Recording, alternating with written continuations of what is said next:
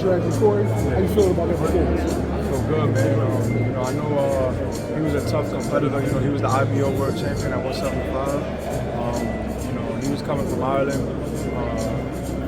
Those Ireland boys come to fight, man. So I feel like I executed the game plan very well, like to the T. Like everything we practiced on in the gym, we executed it. You know what I'm saying? I took my time. I was patient. I didn't rush nothing, and I let the knockout come. Now, we've seen flashes in your other fights, but in the McCrory fight, everything seemed to come together. Yeah, it's definitely coming together. That's just me being in the gym and me being back.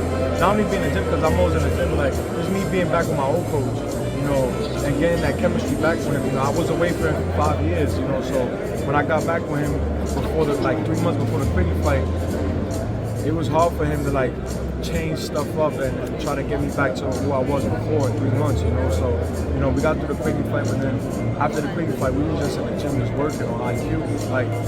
That's the most important thing in boxing is IQ. You know what I'm saying? You could be the hardest puncher, you could be the quickest puncher, you could have the best defense in boxing, but if you don't have the IQ to set people up, to get out of situations, and to be patient in there, man, you're not going to go nowhere in the sport of boxing. You know what I'm saying? Especially at that professional level. So, me being in the gym, I was just working on a lot of IQ. You know what I'm saying? And just being smarter and not being a dummy or a crash dummy and focusing on my power and not setting no shots up and just really catching people's time. And that's exactly what I did. Speaking of your power, in the amateurs, you were known as a pure boxer. Yeah. When you turned pro, pure puncher. Yeah. How can Edgar Berlanga combine the two? Yeah, so what happened was, when I was an amateur, right, I was a boxer.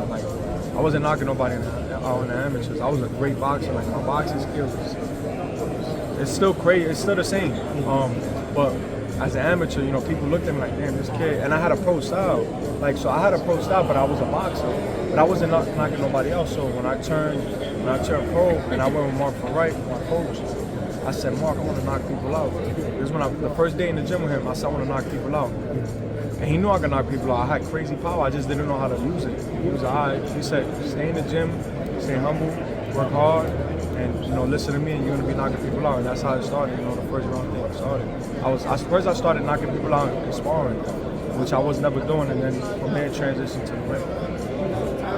Thoughts on WBA naming you as Canelo Alvarez's manager? Amazing, it's a dream come true. I worked hard for where I'm at right now. You know what I'm saying? None of this shit came easy. People think that I got fed with a silver spoon, and it wasn't nothing like that. You know what I'm saying? When I turned pro, nobody wanted to sign me. Nobody. No promotions, no managers, nothing wanted to sign me. And I stuck through. You know what I'm saying? I put my head down, and I said, you know what? They're gonna be on top of me soon. And that's why I went on that knockout spree. You know what I'm saying? I started knocking everything out in the first round. And then that's when everybody started coming on top of me and wanting to sign me. And now we're here, you know what I'm saying? The mandatory, for Canelo Alvarez is a dream come true, it's a blessing to be here. I know he's the cash cow, he's the king of the 168 division, you know what I'm saying? So, whatever he wants to do, I'm here for it. Obviously he knows about me, he knows what I bring to the table, and he knows that, there's a big money fight, it's Puerto Rico versus Mexico, and I'm gonna just keep talking about that, that's one of the biggest rivalries in boxing. Where does that fight make the most sense? Las Vegas, New York? I'm not gonna lie, I don't want to fight in New York. There's too much taxes, bro. I make all those M's, I'm gonna have to give them to the state. It's crazy. So I'd rather do it in Vegas. And Vegas is a big money, you know what I'm saying? It's a big money market. And obviously if the Saudi, if the Saudi people pick it up, then obviously it's gonna be even bigger. When can we expect you back? Right now we're just waiting. I'm waiting for next week to see what happens next week. Right now everything is on cruise control right now. I'm just working. Little touches here in the gym. But yeah, I'm just worried about next week, May 5th, May 4th, his fight. I'm gonna go out there.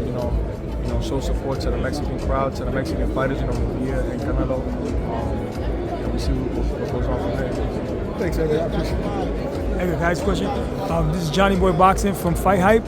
I just want to know, congratulations on your recent win.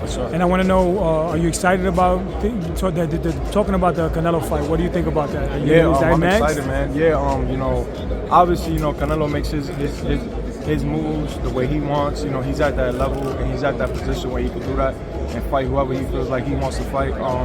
You know, I'm just blessed to just have this position, and I want to, you know, thank the WBA, and you know, obviously my team, you know, my management, and just all my hard work, you know, that I put in the sport of boxing.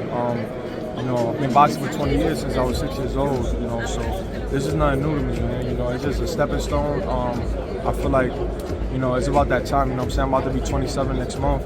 You know, it's about that time. I'm about to hit my prime, so it's time to step up and just get those big fights. You know, I got a big backing. You know, I got a big following. Puerto Rico, not only that, you know, from the Spanish culture, but from the hip-hop culture, too, you know what I'm saying? Like, that's what makes me a star in the sport. I don't need a belt, you know. All I need is, you know, to be able to handle what I handle in the ring, you know, knock people out, look great in that ring, perform, and just, you know, it's entertainment, man, at the end of the day. So, you know, once you bring that, and you got that pop, and you knocking things out, and, you know, doing your thing, man, all that comes with it. All right, stepping on the sidetrack, I wanted to know your reaction to Bill Haney and Floyd Mayweather arguing and going at it over that. Yeah, what do you think about that? I mean, I seen a little bit, like 2 minutes of it. They was just going back and forth, but that's just regular, you know, regular boxing shit. I feel like, I don't know. I didn't really look at it. It was like 10 minutes long. I looked like 2 minutes into it, and I was like, whatever. I just turned it off. But you know, it just, I don't know. It just comes to boxing, like, you know, like, I don't know. Floyd is crazy. That motherfucker, he crazy. So if you coach Devin Haney, what would you have done differently in his corner? What would you have told him? Not just, you know, obviously, you know, Tank had the blueprint for Ryan, you know what I'm saying? And Ryan, you know, obviously, people, you know, it's crazy that you got to really think about it, right? In boxing, right? People say you have to have IQ, but also you have to believe in yourself.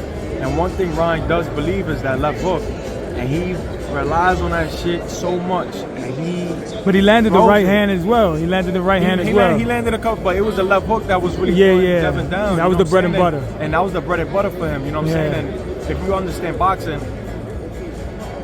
he actually was moving around. Like, he kept throwing the left hook. First of all, Devin, you know, and that's my brother. You know, I would have told Devin, yo, bro, it can't make we keeping this right hand taped to your cheekbone. Absolutely, bro. I don't want that shit moving for nothing in the world. And we moving to the right, and we staying to the right. And when he throws the left hook, same thing Tank was doing.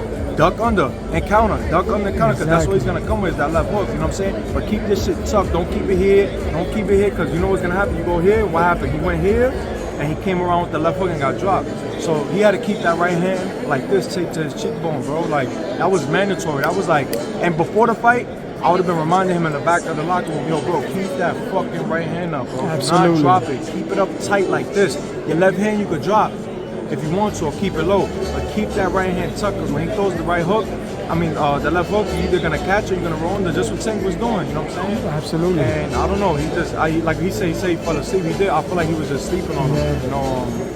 But it was a great fight, man. You know, shout out to both of them, man. Yeah. Like, I was there, you know what I'm saying? I was there as well.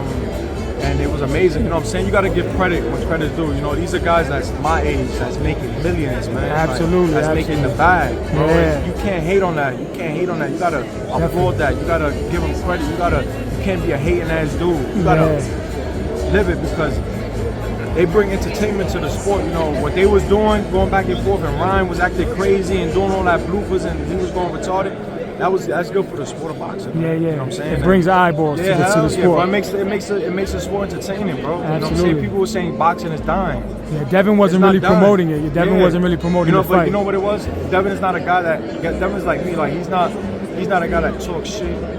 He lets his skills pay the bills. Yeah, he's not that type of guy, you know. So you can't blame Devin because he can't. You know what I'm saying? Like, or they were saying he can't sell a fight. He can sell a fight. He can sell it. Yeah, with his skills, he sells the fight. Yeah, but he's not a type of guy to be flaunting and doing this and doing that and doing the extra. And I started learning, me looking at like Conor McGregor, looking at Floyd, looking at Jake Paul, looking at Ryan now. You know, just going like just. You gotta be a little tweaked out in this sport to make money. I feel like, you know what I'm saying? Like, you being like people that be too like on too humble, you know what I'm saying? Or you know, you gotta too talk shy. shit. Yeah, like Camacho. Listen, bro. Yeah, exactly. You only got 4 or 5. Well, I'm 27. I probably got like another 4 or 5 years in this sport. Absolutely. You know what I'm saying? And I'm good to go. But bro, you gotta sell this. You gotta make noise. You gotta make noise. Bro. Like, I'm at that point now. I'm like, you know, fuck it. It is what it is. Man. That's it, man. I'm humble. I keep God first, but you know, at the end of the day, it's entertainment, so we gotta entertain the people, man. That's what sells. That's what's gonna get you that bag. He did all of that, so you can get that bag. I bet you any money they probably did over 1 million pay-per-view buys. Yeah, it's gonna go crazy. You had Kanye watching, you had Donald Trump watching it at home. Come on, bro. Are you gonna do the same thing with Canelo? Are you gonna sell the fight? Yeah, but now we don't have to because it's the Puerto Rican fans versus the Mexican fans. You know, it's different with Canelo. The biggest rivalry in boxing. Yeah, it's different, man. Like, you know, I got too much. And listen, don't get it fucked up. I got respect for Canelo. Absolutely. You know what I'm saying? Absolutely. But that don't mean that I'm gonna go in there and give him that type of respect. Yeah. I'm Puerto Rican. You know what I'm saying? That goes all out the ring once you get in. Our heart and our balls is like this, bro. So. But I do respect him as a fighter, you know what I'm saying? Absolutely. I respect his legacy, I respect his resume, I respect everything he did as a fighter. But that, like, doing that, you can't really, you know what I'm saying? Like, I could do it if I want to, but he gotta be able to, you know what I'm saying, to put me in that position to wanna, you know what I'm saying, wanna shit on him. But me, if he says something disrespectful, then it'll hype the fight. I mean, but I think the fight sells itself. It sells itself, bro. You got you don't have you could be respectful. You know, Puerto Rico, Mexico, that fight is gonna sell, bro. Absolutely. And you know, New York City, Puerto fans Rico, are gonna support it. Philadelphia, Pennsylvania, like these are all states that's mine that has a big Puerto Rican backing. Florida, you know, so these are states. There's probably like 5-6 states. Plus an island that's like backing me up, and then you got the rest of the, you know what I'm saying, you got the rest of the U.S. that's backing me up. You know, the hip hop culture. That's why I keep saying, I posted it up. The hip hop culture, you got all the rappers, all the celebrities. You have to get them. You know what I'm saying? That's in that side. You know, so yeah, it's gonna be something crazy. All right, but well, I appreciate your time from Brooklyn, Bushwick. I'm from Bushwick and Saddam, so I have to let you know. All right, God bless. All right. Ready. All right.